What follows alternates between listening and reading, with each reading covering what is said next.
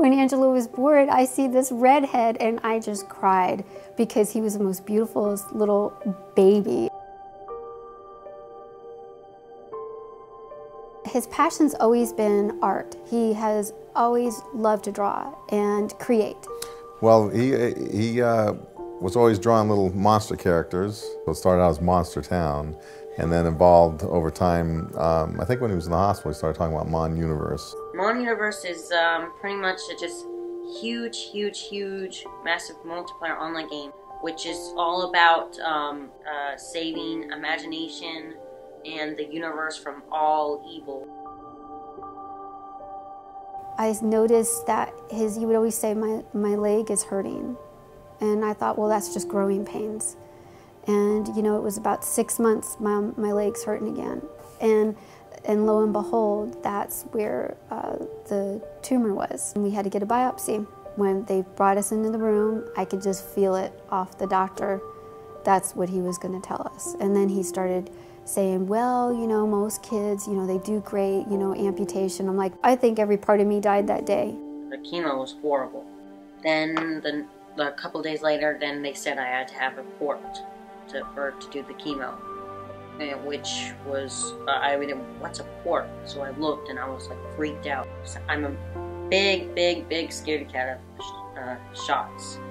So I had to have probably 200 or 300 shots. And we found out he had a second diagnosis of diamond black fan anemia that compromised everything. So the chemo wasn't working. The chemo actually made the tumor bigger, and it got to be a size of a cantaloupe. It's just watching your child just motionless, the life being sucked out of him. It was, it was really hard to see this, you know, little redhead and to see his curls fall out from the chemo and what it did. Now they were looking at amputation because he's bleeding so much. I never signed for it. I wouldn't sign the papers to have it done. So my husband had to sign them because I wouldn't do it. Several hours came by, I still couldn't go in, and then my husband was like, Shelley, you need to come in and see your son. And it wasn't that I was avoiding it, it was so painful for me to see my child without a leg. And he just looked up at me and he's like, it's not there. And I said, I'm so sorry. And you know, what could you say? You can't, no amount of money could ever give a child back that. No amount of money could ever give your child back his childhood that he's missing from this stupid cancer. We're thinking of things, something, you know, to bring positive things into his life, like redoing his bedroom and some other things, and it seemed like Make-A-Wish, when that was suggested, that was like the next logical step. At first, I hated the fact of Make-A-Wish.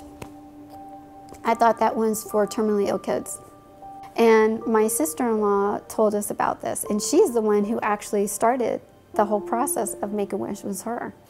And then I said, no, that's for that. And she goes, no, it's not. It's kids survive after they do Make-A-Wish.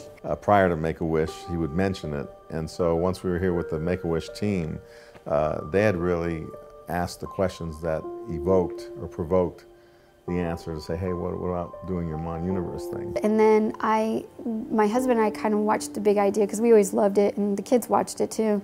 And so then I got the book for Angelo, and I was like, and he was reading it, he goes, this is what I want. I've been reading a book of Donny Deutsch. He's a entrepreneur.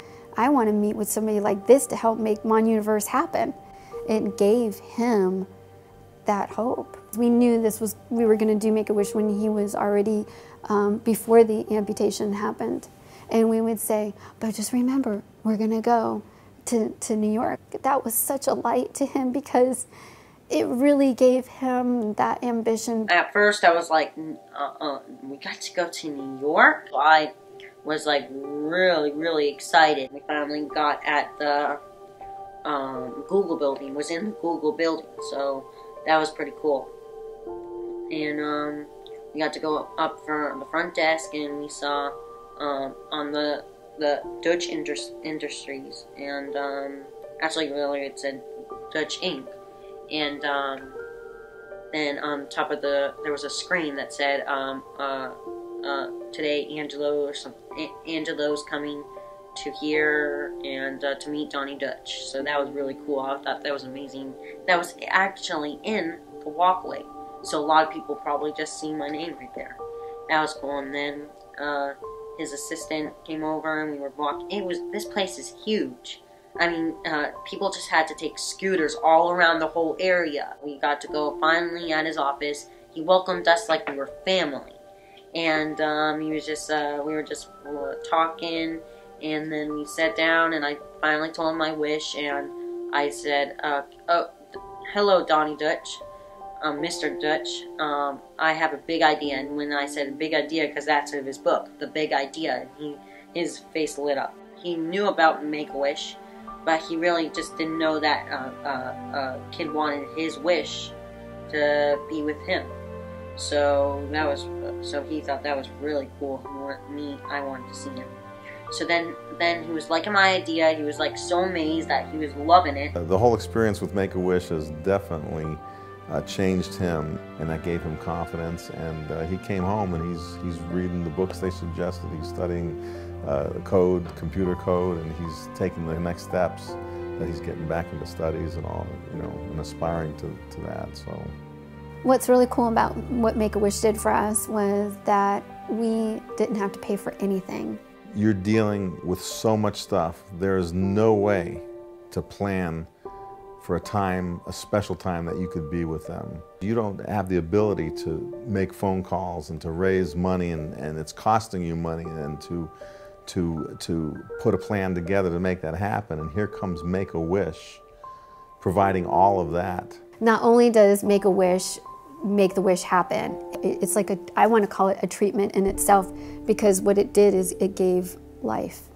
It gave him another chance to say, I'm going to live. So if that's not powerful enough, what they could give when people give, you're giving to help save a child's life.